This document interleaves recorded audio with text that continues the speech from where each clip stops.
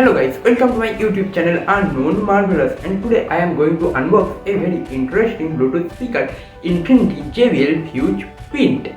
আর আজ আমি এই Infinity JBL Fuze Pint এর আনবক্সিং আর ফুল রিভিউ তোমাদের দেবো। আর আমি প্রথমেই বলে দিই যে কেন আমি একে Infinity JBL বলছি, শুধু Infinity বলছি না। তো প্রথমেই ক্লিয়ার করে দিই যে স্যামসাং 1980-তে লস অ্যাঞ্জেলেসে হারমান অডিও কোম্পানি বলে নিজের একটা অডিও কোম্পানি তৈরি করে।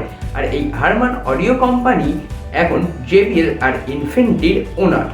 আর এই ইনফিনিটি আর JBLকে যেহেতু একই কোম্পানি হারমান তৈরি করে, তাই জন্য আমি একে ইনফিনিটি JBL বলছি। তোমরা ইনফিনিটি এবং JBL এর বক্সে ইনফিনিটি বাই হারমান আর JBL বাই হারমান লক্ষ্য করতে পারো। আর তোমরা যদি কোনো কমার্শিয়াল সাইটেও দেখো তো দেখতে পাবে ইনফিনিটির পাতে ফার্স্ট ব্র্যাকেটের মধ্যে JBLও লেখা আছে। তো এইটা আমি তোমাদেরকে শুরুতেই জানিয়ে দিলাম। আর আজ আমি করব এই ইনফিনিটি কোম্পানির একটা popular Bluetooth speaker Infinity Fuse পিন্টের ফুল আনবক্সিং আর review. So let's start this video and please subscribe my YouTube channel and don't forget to press the bell icon। তো কিছু এই টাইপের বক্সে আছে Infinity Fuse Pint portable Bluetooth speaker. এটা একটা পকেট ফ্রেন্ডলি স্পিকার। প্রাইস আর সাইজ দুটোর দিক থেকেই বক্সে কিছু ফিচার্স দেওয়া আছে, যেমন ডিপ বেস মোড আর ডুয়েল ইকিউ সলিউশন, আর speaker frequency power 120 hertz to 20 kilo hertz, এবং সাউন্ড রেটেড পাওয়ার অর্থাৎ স্পিকারের সাউন্ড আউটপুট 2.5 ওয়াট RMS। আর একদিকে ওয়ারেন্টি রেজিস্ট্রেশনের জন্য QR কোড আছে, আর প্রোডাক্ট আর ওয়ারেন্টি ডিটেলসে জানার জন্য এর ব্যাক সাইডে আমরা প্রোডাক্ট শিপিং ডিটেলস আর প্রাইস দেখতে পাচ্ছি। তবে এটা মেড ইন চায়না নয়, made in USA। Most probably the parts are assembled in China. তবে প্যাকেটের গায়ে MRP 999 থাকলেও 750 to 900 এর মধ্যে কনফার্ম পেয়ে যাবে এটা। তবে এখন অ্যামাজনে 800-এ আছে। পারাশাক আনবক্সিংয়ে তো এতে স্পিকার, প্রোডাক্ট ডিটেলস, USB 3টেই একটা ছোট বক্সের সাথে আসে। আর প্রথমেই দেখিয়ে দিই মাইক্রো USB চার্জিং কেবিল, যেটা ফোনের চার্জারের সাথে অ্যাডাপ্টারের সাথে কানেক্ট করে দিয়ে তোমরা চার্জ দিতে পারবে এই স্পিকারটাকে।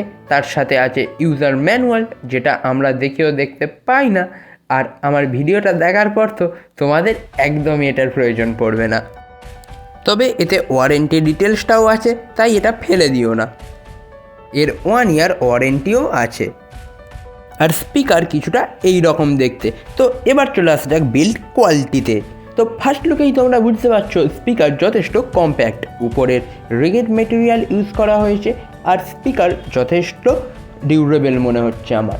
আর উপরের দিকের ফ্যাব্রিক ডিজাইন যথেষ্ট ভালো, অনেকটা গুগল মিনির মতো। আর নিচের দিকে একটাই বাটন আছে, আর এটা রাবার টাইপ মেটেরিয়াল ইউজ করা হয়েছে, যাতে কোনো গ্লসি সারফেসেও এটা স্লিপ করবে না। তবে স্পিকারটা যথেষ্ট ছোট, একটা মিনি কিউট টাইপ স্পিকার বলা যেতে পারে। হাতের ছোট মুঠোর মধ্যেও চলে আসে। এর ওয়েট 75 গ্রাম মাত্র।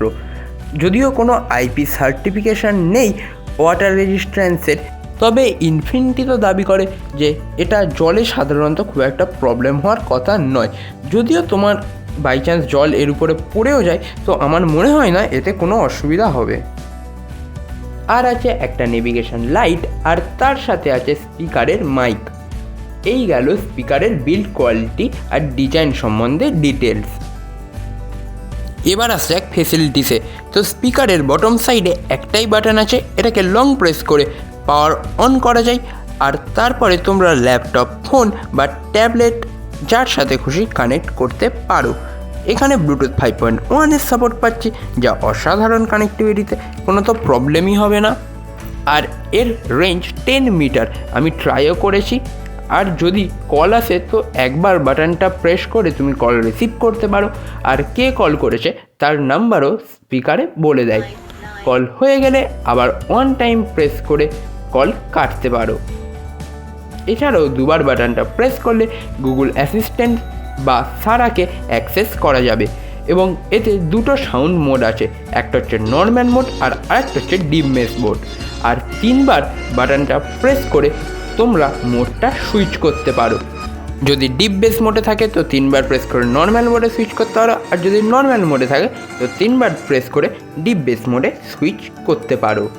তবে দুটো মোডের কি ফেসিলিটি পাবে সেটা আমি তোমাদের পরে আলোচনা করে বলবো।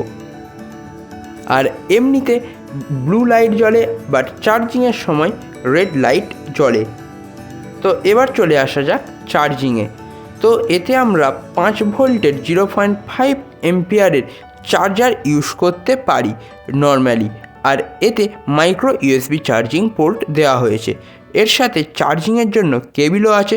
আর তোমরা এটা ঘরের নর্মাল স্মার্টফোনের অ্যাডাপ্টারগুলোতে লাগিয়ে চার্জ করতে পারো।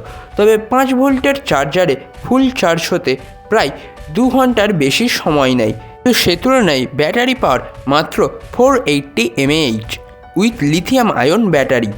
50% ভলিউমে শুনলে 5 আওয়ার্স চার্জ থাকে, আর 100% ভলিউমে প্রায় 3 আওয়ার্সের কাছাকাছি চার্জ থাকে। এটা পোর্টেবল ব্লুটুথ স্পিকারের ক্ষেত্রে আরেকটু বেশি হলে ভালো হতো। যদি আমরা 100% ভলিউমে 5 আওয়ার্স ব্যাটারি ব্যাকআপ পেতাম তো আমার মতে একটু বেটার হতো। এবার আসা যাক সাউন্ড আউটপুটে। তো এই মন টাইপ স্পিকারের সাউন্ড আউটপুটটা সত্যিই অত্যন্ত ইমপ্রেসিভ আমার কাছে। এর সাইজ থেকে কোনোভাবেই তোমরা আইডিয়া করতে পারো না যে এতে কোন লেভেলের আউটপুট তোমরা পাচ্ছ। যদিও আমি জানতাম ইনফিনিটির 2.5 ওয়াটের এই ছোট স্পিকার হলেও অবশ্যই এটা আমাকে ডিসঅ্যাপয়েন্টেড করবে না, কারণ এটা একটা জেবিএলেরই তৈরি স্পিকার। যেই রকম আমরা জেবিএলের কোয়ালিটিকেও ইগনোর করতে পারি না, তো সেই রকমই ইনফিনিটিকেও আমরা ইগনোর করতে পারবো না। অবশ্যই তোমাকে ডিসঅ্যাপয়েন্টেড তো কখনোই করবে না। জেবিএলের স্পিকারগুলোর মতো এতেও আমরা vocals, mids, high pitch, lows, sound ইকুয়ালাইজারের জন্য সবই পারফেক্ট পাচ্ছি নর্মাল মোডের ক্ষেত্রে। এছাড়া ডিপ বেস মোডে আমরা বেসযুক্ত গানগুলো খুব ভালো শুনতে পাই। আর আমার ডিপ বেস মোডটাই একটু বেশি পছন্দ, কারণ আমি একজন বেস লাভার। তবে ডিপ বেস মোডে সব রকম ইনস্ট্রুমেন্টসের আওয়াজ, মিডস, ভোকালসের এক্সপিরিয়েন্স আমরা 100% পাবো না। তার তুলনায় বেসটা একটু বেশি পাবো। আর এর ডেমো আমি তোমাদের শুনিয়ে দিচ্ছি, তোমরা নিজেরাই শুনে বুঝে নাও যে এটা নর্মাল মোডে কেমন সাউন্ড দেয় আর ডিপ বেস মোডেও কেমন সাউন্ড দেয়।